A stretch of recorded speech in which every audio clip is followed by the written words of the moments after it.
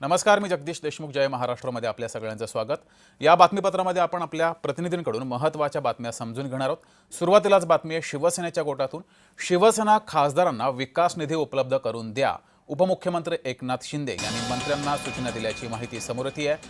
शिवसेना मंत्र्यांचं report card तयार होणार आहे. सूत्रांनी जय महाराष्ट्राला ही माहिती दिली आहे.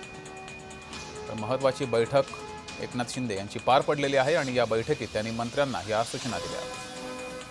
अधिक माहिती घेऊया. आपले प्रतिनिधी महेंद्र जोईल आपल्या सोबत जोडलेले आहेत. महेंद्र, बैठक पार पडलेली आहे आणि विकास निधी संदर्भातील सूचना या मंत्र्यांना दिलेल्या आहेत. अधिकचा तपशील.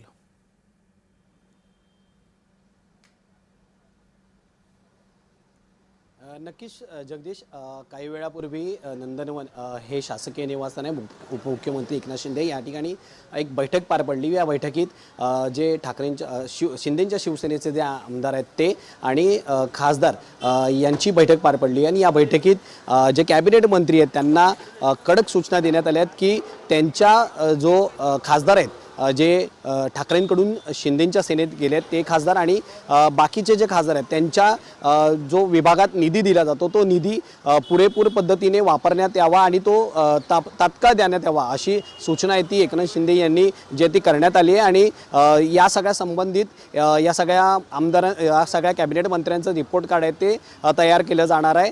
ही सूत्रांची माहिती मिळाली त्यानुसार ह्या बैठकीत जे घडलं आहे त्याबाबत जी माहिती मिळाली ती आपल्याला आता आपण प्रामुख्याने बघतोय.